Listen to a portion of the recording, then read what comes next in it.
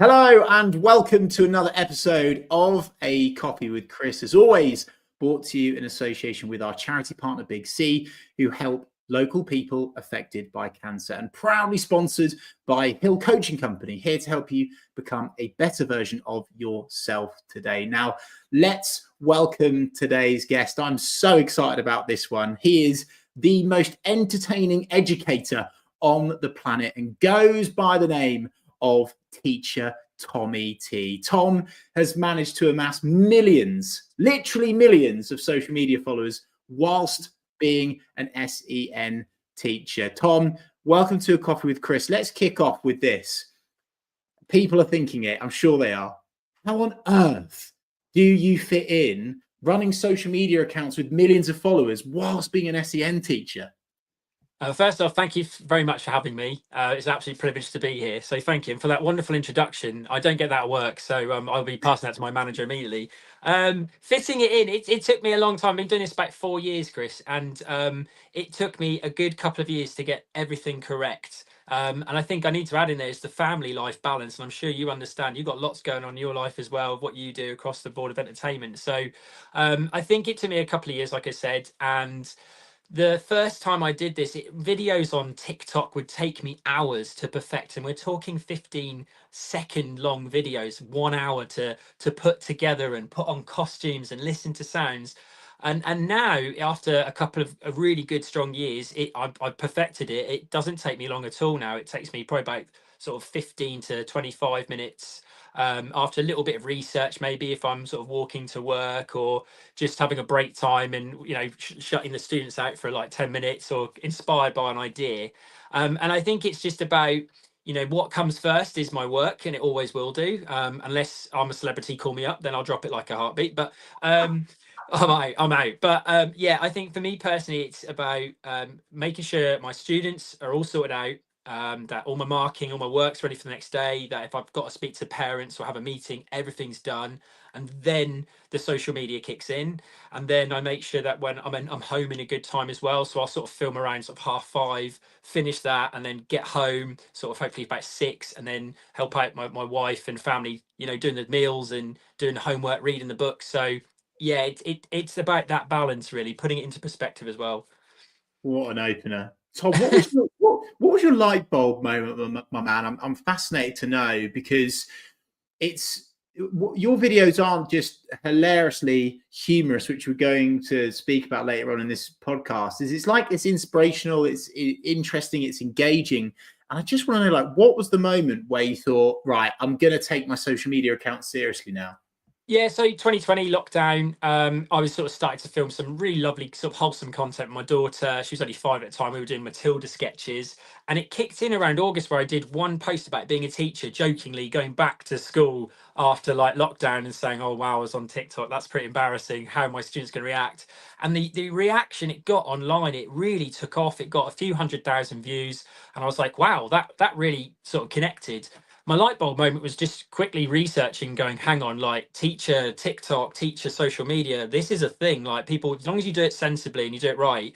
And what happened, there was a trend on TikTok, and it was like, don't mind me just watching. And a lot of people were talking about face masks at the time, going back to school. And I thought, look, I've got to link the trending sound to education. And also I want to support students in making wearing masks fun, because at the time, everyone was really nervous. I work with autistic students, and they weren't happy about that feeling across their face.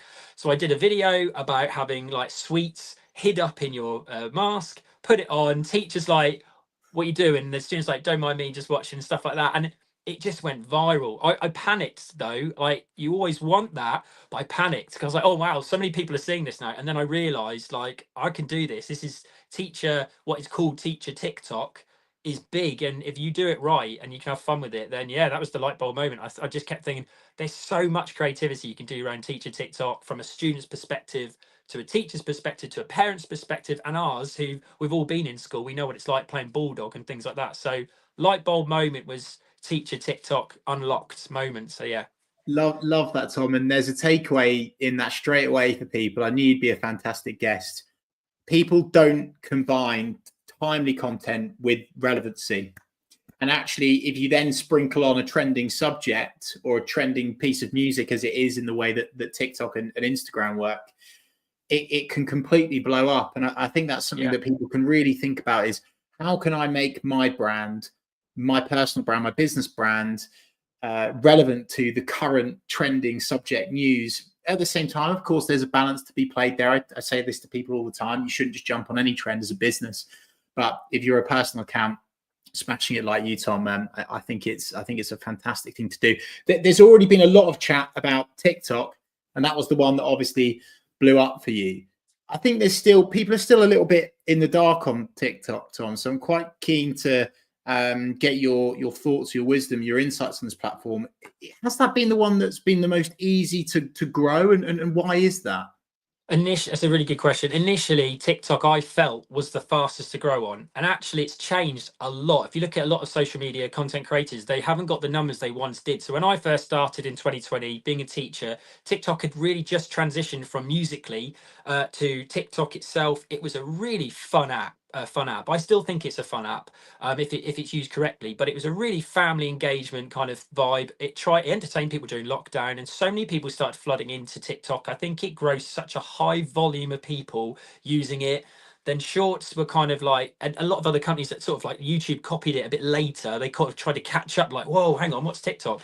But yeah, I just felt like TikTok was quite fast. I got 1 million followers by sort of a year and a half.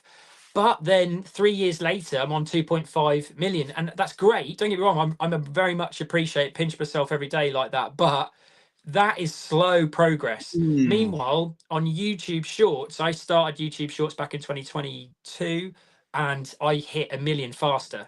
But the difference was, and I don't know if this was going to be relevant to everyone else, but the difference, I had material ready and done. So it was about using apps where you could get rid of the thumbnails, cleaning them up a bit, refreshing them, adding the YouTube sounds, and then going and putting them on there. And I had 3. I was posting like 5 a week, or like one every day on YouTube. It's like bam, bam, bam. And then YouTube is like, yes, we're finding your audience. They like that. And about sort of a month or 2 in, I was like, oh, they don't seem to be doing well. And suddenly one clicked. And because everybody then finds they like your profile, YouTube then push people onto towards you. And then it's like, if you like this video, you'll probably like this. And then the other videos that were quite flat, they just blew up. And I was like, this is just crazy. And then in come the flux of subscribers. I get told off for that. So YouTube is subs, TikTok is followers, Instagram is whatever. So it's like, oh my goodness. Instagram is one of the toughest ones I've grown on. I think I'm on about 230k, considering I started that 2021. And Facebook, I'm on about 35k. I think there's different audiences there. And what I've tried to do is develop videos for the older kind of generation who are on Facebook. I love Facebook still. I'm in my 30s. Of course, I love it. But my mum and my father's on Facebook. Everyone knows what I'm saying about that. So I have to tweak the content and go, well, that'll be good for TikTok and YouTube, but not very much for Facebook. And then I'll tweak it for Facebook. It's a lot of work. But when you know what stock you've got and what's worked in the past, it's wonderful. Analytics is my wonderful thing, looking through and going, that did well. It trailed off there, but it peaked there. Why did it peak there? Less of that, more of that. So yeah, so in the order to answer your question, very long-winded, I'd say YouTube is the fastest I grew on because I had everything ready and I knew what to do. Then TikTok, then Instagram, and then Facebook. I'm wary about other ones I get told to do, like Snapchat, because of messaging. Me being a teacher, I don't like that private messaging, so you have to be careful. There's lots of things you have to be careful being a teacher as well, but that's just my niche. Other people that you work with and who are watching this will have different niches. So yeah, I hope that answers that one. Do you know, it does, Tom. Do you know, I knew you'd be a fantastic guest. When I saw those Norwich City shirts behind you, I thought I knew you'd be a good guest. There's so much gold in that, and we could easily speak for 2 hours on all of those things that you've just mentioned. There's a couple of points I want to pick up on, Tom, actually. Yeah. One thing that people can learn from you is the fact that you jumped on TikTok fast. Yeah. You didn't ponder and wander. You jumped on it. You tested, you tried, you failed forwards. I think that's a really important lesson for people to think about. And lots of business people and people in general, they're a bit unsure to start with, or they're not as confident, and they take their time. And it's not that it's too late. It's never too late. Of course it's not. But just be aware of the fact that like yourself, Tom, you know, you rode that real hockey stick in terms of when TikTok kicked off. This happens with YouTubers all the time as well. It used to be easy to grow on Twitter, obviously now X, and now that's changed. And so that's the first lesson I took from that. And the other lesson that is music to my ears is this mindset of mass creating your content, right? And getting things organized to make sure you can be consistent. I heard, am I right in saying you said you were posting, was it 5 times a week, if not more? And that's just YouTube Shorts, Reels? When I started on TikTok, when I started on TikTok, I posted 3 times a day. I tried out everything. It took a lot out of me. I mean, if and to this day, if you are wanting to start, you've got to put the time in. When a lot of people look at social media influencers and stuff, and I don't consider myself an influencer, but when they say, oh, they just do that, people don't realize the amount of hours and research they do. So I'm always like, yeah, whatever, you don't know what you're saying. But 3 times a day it was on TikTok, and I would do 4:30, 7:30, and a cheeky one at 9, because you've got different audiences, different countries, different time zones, different niches. So I was just like, do they like this? Do they like that? Do they like this? They did, they like that, but not at this time, do it this time. I was literally for a year, like, then sometimes I'd go live on TikTok because it pushes the content. TikTok are actually telling me, go live, your video is going viral, go live, and we'll double it. So I'm like, right, do what the app says, because they want to push you. They want people to stay on the app. They like your content, help them, they'll help you. And it was perfect. I think the biggest incentive, if being honest, there was a creator fund, and my wife was like, that's okay during lockdown, Sonny Jim, but when you come home like, and you've done a full day at work and I've done a full day at work, there better be something behind it. And I was like, of course. So there was a creator fund. But then TikTok got rid of that. Now they're looking more long form, so over a minute long. So that's changed. So sometimes I'll do 15 seconds knowing it's not going to do anything financially, but it can get you seen. So it's not always about the money, it's about the opportunities that come from it as well. So wonderful opportunities like this is amazing. I love stuff like this. So this is great. Thank you, mate. Brilliant stuff. Well, I want to ask you about your strategy or strategies for TikTok, Tom, and how does that TikTok, Tom, that's nice. How does that vary to, say, YouTube, to Instagram? Like, because I'm already clocking that you're quite an analytical thinker, right? And so you must be treating those platforms differently. So reveal your strategies to us, please. I'm very happy to reveal them. So this sounds very silly, like YouTube, I'm blasé. I'll post it, it'll go. So YouTube has this thing where they really do say this a lot. Post it, it will find its audience. So I do that, and in the last year that has worked. Although if you were looking at my account now, you'd think, oh, I've really dipped off. But there's been a lot go on. My audience in America changed. There's been loads of things happening across America, with the elections, with the hurricane season, which was terrible, and obviously political things. And then, all the inauguration going to happen in January, and then Christmas, celebrities using the app, so things like that. So I just post with YouTube. I don't really think too much. It does say certain things on my analytics, say like, oh, you've got a better posting time success rate at 6 o'clock, but YouTube are very like, you don't have to worry, just post it, people find it. Sometimes I post in the morning and it's just gone viral, and other times hasn't. Whereas TikTok, oh my days. So TikTok, I would not dare do one in the morning, because I'm thinking, no, that's too early. So if at the weekend, I might do like a cheeky 9 o'clock one on the weekend, because the kids, I'm thinking, they're eating their cereal, they might be on their phone, they might be doing that. I would never do one at 3 o'clock on a Saturday, because the greatest football team in the world are playing, and that's just rude. But then I might go live at 5 with this bad boy on, and you just sit there and you're like, here come the Ipswich fans, hello, 16 years. But then so my kind of strategy is TikTok is I'm very evening prone, so it'll be Sunday night, people start thinking about work and going back to school, so I'll do things relevant to that Sunday night feeling. And did I do my homework? Have I asked my mum for the food tech ingredients? No, I didn't. Oh my god. So I'll do a sketch like that, it's relevant. I'll post Monday, sometimes I'll leave a day and then go Wednesday. Sometimes I'll just block and go Monday, Tuesday, Wednesday, Thursday and Friday and see what happens. But it's normally 4:30, just after 6 if it's a longer form video. They seem to do well around 6 o'clock for me personally. And then 7:30, but I will go live at some point more on TikTok than anything else, because it does push the content. As soon as I come off, I instantly see the numbers went up, and it actually says people came from the live to then go watch your show or go watch your videos. Whereas YouTube, I don't have to worry about that. Instagram, I don't tend to go live as much. It's almost like I'm not feeding it as much, but I do. I don't need to. The videos do great over those platforms. They just sort of organically grow.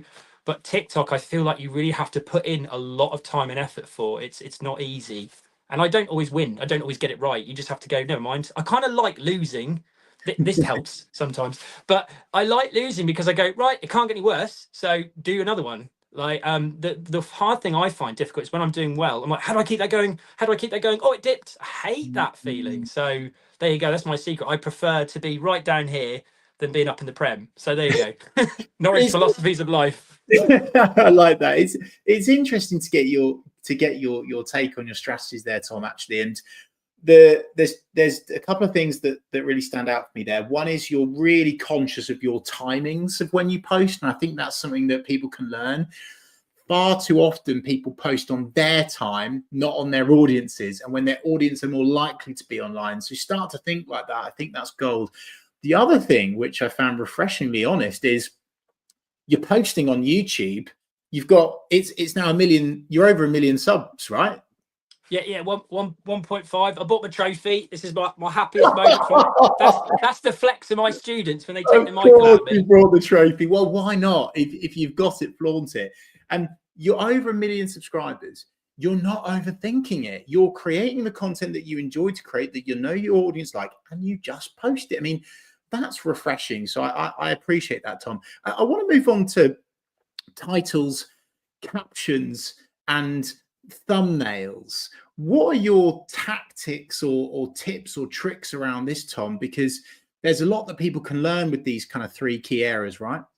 There are, and I'm going to be a bit of a rebel here. So this is me being very open and honest. Please do. I haven't got any thumbnails on YouTube yet, and I don't even have the YouTube banner. So I made it, folks, without any of that. Wow. Right? Okay, I know. But that if you do long form, you do need to take thumbnails seriously. So I'm actually, this is quite like, everyone knows this now. I told my students today, I'm dropping a day on Wednesday between January and sort of July, and it's for family reasons as well, but also so I can get on top of stuff, so I'm not having to do stuff. But in the evenings I can then do my thumbnails, and I can actually do proper thumbnails where I can take pictures and like have all the you know, the text that you should do, and also get a banner done. So I'm trying to sort of dedicate a little bit more time and keeping that balance. But with TikTok, with the thumbnails there, I make the text really big, because when people are scrolling through, you also don't want the same text all the time, the same color, because it just blends. So I'll go, there's like, because it's a grid of 3 by 3, so it's 9 obviously, and so I do all red text for one, making it really bold so anyone can read it, and then the next load of 9 videos will be in yellow, the next ones will be my face more up close, the next 9 will be a different font, so it keeps people interested, like, oh, what's that one, what's that one? And then if I do a commercial and ad, I'll also keep the same context, so people then will click it, because then advertisement companies don't want me to just do something completely randomly different, because they'll be like, well, we're not going to watch that because that's clearly an ad. Whereas YouTube, we're now starting, my wife and I are starting to strategize, going, we need to step that up. We need a banner, we need to do the thumbnails, and we're looking into some companies that are going to help me do that, or I might even employ some media students for on the cheap and like get some people to help me with that. So yeah. That's brilliant. Well, the reason why I asked you that for your insight into that area, Tom, is that your TikTok, I'm going to call them TikTok thumbnails, are really, really eye-catching, really engaging. You're grabbing attention. I love what you've said there about variety. I think still people are hung up on this when Instagram first came out and everyone had this perfectly polished feed and it all had to be done in a perfect way all the time and it couldn't be out of that, right? And actually we're now seeing with TikTok that you're mixing it up, which is absolutely brilliant. And are you still with me, Tom? Slight connection issues here, people. Let's hold on tight as Tom potentially joins us again. In the meantime, I'll review the conversation so far. Fascinating to get Tom's insights into TikTok, into titles. Love what he said about posting. Really, really like what he's saying about the times of when he's posting as well. I think that is really, really helpful. And whilst I'm very slow, here you go. Here's a bit of something entertaining for you. This is a live broadcast and something's gone wrong. So I'm going to show you how it's done, he says, with a grin on his face. Genuinely though, lots to have learned from so far. So well worth watching this one back without a doubt. I really, really found it fascinating when Tom was talking about the fact that when he first started TikTok, he was posting 3 times a day. But most people would post 3 times a week, and that's probably me over-egging that as well. I think most people would be even less than that. So I think Tom provides such a fantastic insight into this. And here we go, he's back. Sorry, Wi-Fi down. Apologies. No, I love it. No worries at all. Let's resume the conversation. I just shared with the audience, Tom, I was practicing what I preach. This is a live broadcast. These things can happen in the world of social media. And we were just concluding on the point around titles on thumbnails. And one of the bits of recent learning for me was I watched a brilliant interview with Mr. Beast and Cristiano Ronaldo.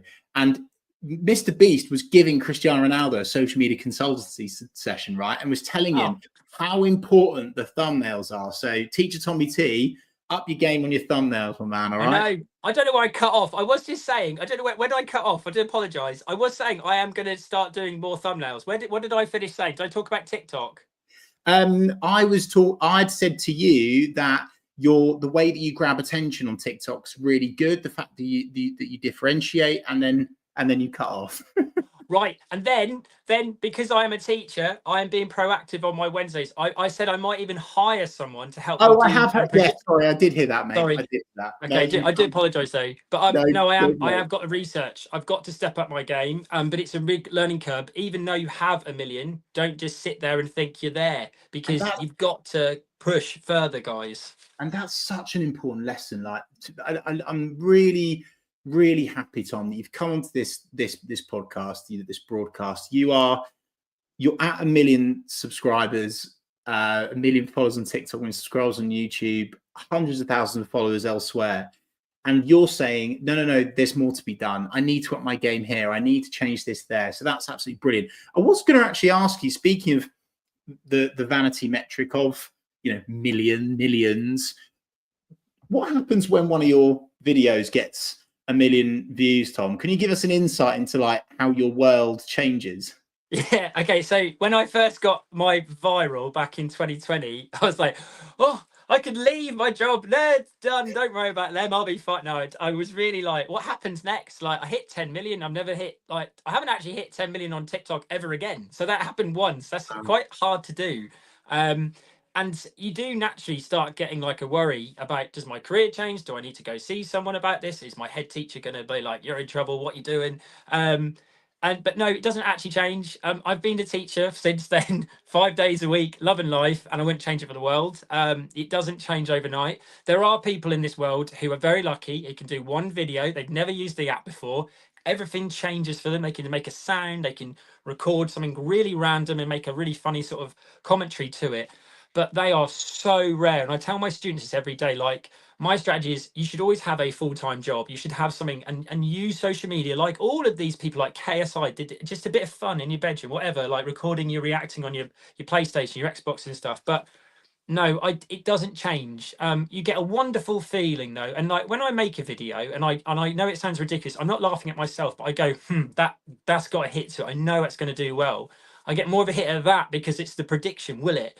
And when it does, you like, yes, like the reaction it gets and the commentary. And I do like when people come together of all ages and stages of life and they're like, oh, I remember this in assembly when the year sixes are on the benches and they're like pushing the year fives and the reception kids are picking their noses and the head teacher's like, come on, who wants a sticker and all that. So I like the community side of it all, but I do get a buzz out of it. It's a wonderful feeling. I'm not going to hold back on that one. And, I love doing well on the app, and it makes, because I'm making people enjoy stuff like that. That's it. I just like making people laugh. That's what I want to do. That's what I'm here to do. So it's a great feeling. And if anyone ever tells you I'm really like laid back about it, they're absolutely lying, because it's a cool feeling. But yeah, I think the other thing to be wary of for anyone who's starting this out, you get a really big high on TikTok, because what they do is they'll push your videos after about 10 or 11 and one will go really well. And then you get a little bit cocky. You're like, well, where's the next one? So I'm leaving the app. And it's like, no one cares. Leave the app. There'll be another person along in seconds to take your place. So don't let it get to you, because it did me. I hold my hand up and say it really got to me sometimes. Like, why don't people like this? What am I doing wrong? Why are they getting good views? What am I doing? So, but yeah, I'm pleased that I've found a way of being able to do it, but it doesn't always happen, but I'm enjoying it. And to dispel the myth, when you reach 1 million views on a video, you're not literally rolling in millions, right? You know, I think there's this perception that you make loads of money out of it once you get 1 million views, but that's not the case, is it? It's not. It's monetized. There's ad revenue and things like that. And like, if it was like that, like I really do stress to my students, do you honestly think I'd be stood here today, like 5 days a week, teaching you? I love my students. I love what I do as a SEN teacher. It's one of my. I spent years trying to be a SEN teacher, and there's no way I'm just going to jack that in for the other thing to say in my area, in my niche. Is it could just stop, like people could just go, I'm not interested in that anymore. And then what do I then lean back, fall back onto? There is money there to be made, but it's risky. It's very risky. And it's, you could be looking at that going, oh, I haven't got any money this month. So you do have to really have the backup plan ready. So yeah. Some pearls of wisdom for potential inspiring creatives watching this and listening to this. So thank you for that, Tom. One of the recurring things that keeps coming up time and time again on Coffee with Chris, Tom, is confidence on camera. It's obvious based upon our conversation today and also your amazingly entertaining content on all of your platforms. You're confident on camera. What is the secret here? How are you able to just do it? Because there is such a block for the majority of people out there. It is tough. I'm not going to lie. I'm 36 now, and I built up a filter of like, look, I support this club. It's hard, okay? Like you put this shirt on, you go live sometimes. You get used to some of the negative side of things, but look, I'm going to address things in the room here. So I've got a buck tooth, which I'm trying to sort out right now. My eyes sometimes cross. I've got Gary Lineker ears.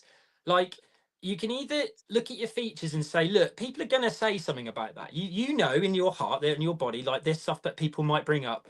You've got to either embrace it or you need to leave because it will be toxic. It will get to you. Now, I use it for good. And how I use this buck tooth, big ears and a cross-eyed eyes is comments. If you want to comment in my section about my tooth, my eyes, my ears, thank you so much. You created me revenue. You created a conversation. You put yourself out there to that, people are going to be like, oh, leave him alone. He's all right. And I'm like, thanks for the comment. I don't read them. I think the thing people do a lot is they'll focus on, like, you'll have 10 comments. They'll focus on 9 of like really lovely ones. And then they'll quickly look at the bottom one and it's a negative. And all night they'll look at that. If that is you, don't do it. You're not cut out for social media. It's going to be cruel because there's always that person. How many times I'm sure people talk about that? Someone sat there wanting to be like that. People haven't got that confidence. It took me years to get like this. So I went to summer camp in America. I did 3 years on stage doing sketches. And the first time I went to America, they said, you have to go on stage. You have to sing a song. I sang On the Ball City. They loved it. Apparently I told them a lie. They looked up Norwich City, and it was the season when I love Brian Gunn. It's the season we lost 7-0 to Colchester. I'm like, hey Tom, is this your team? They got like battered by Colchester. I was like, oh my goodness, sorry boys. But yeah, but then after that, whole thing was great. So I did summer camp. I worked in schools with reception kids. If any teachers out there know what reception kids like, they're brutally honest. They will tell you what they think of you if you smell. And if you can't take that, then don't go on social media. But it can be tough. But I don't, honestly, it sounds really awful. I don't care. Like, it doesn't affect me. If you make a comment about my family, that would hurt. If someone says something about that would, so I don't really put them on there. One thing a lot of teachers do, which I'm very much against, is they use their students in their sketches. None of my students are in my sketches. It's all me. I play all the characters, from a school secretary called Tracy to Colin the caretaker to, that weird PE teacher we all know and love. So I play all the characters, but a lot of teachers put their students on there and you're like, yeah, you can't see them, but you can hear their voices. You can find out what school they're at. You've got to be really careful. So, and also you can't protect them from the comments section. So yeah, I think it sounds a bit brutal to people, but just be prepared. There's someone out there is always going to be a bit jealous of you. And yeah, it is what it is in that sense. It's not great, but you just kind of get used to it. I don't get it much. It's hard to take the mick out of a clown. It's really difficult to have a go at someone making fun of themselves right now. Like, come on, what else you got? You done? Great, let's move on. Give me something intellectual. The last one I will say is my favorite story I've ever had on negative comment. A guy took a video of my TikTok, stitched it, and where he then commentated it, said, oh man, this guy is cringe.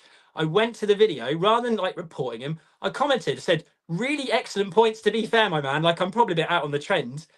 Give me some tips of what I could do next. He then's like, oh no, I didn't know you were going to do this. Oh no, you're a really good guy. And everyone's like, you're backtracking, you're backtracking. Then he follows me, gives me some advice. I tag him in the video. It's like, great video. So you can go on the fun, positive offense as well. So I think I will just finish with this. Being a Norwich fan has taught me resilience, people. And I grew up at Bungay High. They're all Ipswich. So you get used to it. We used to lose back then in those days. So, you know, I so love that's how it. you. That's my answer. I love how you've Norwichified this coffee with Chris, Tom. I hugely appreciate that. I think really the message there is resilience, isn't it? Right. And Definitely. you know, being, you know, you're very blessed that you've had that experience going on stage and stuff. But I think that is the takeaway for people there, is that, you know, when you do that jump on camera, embrace your differences. You are going to have features that you're not comfortable with, but actually a lot of people wouldn't notice. Actually, Tom, you'll be comforted to know I didn't clock any of the things that you brought up there. You missed these. I really really didn't. I really didn't. And so that is a message in itself. Tom, where can people follow you? They'll probably know, but where can people follow you?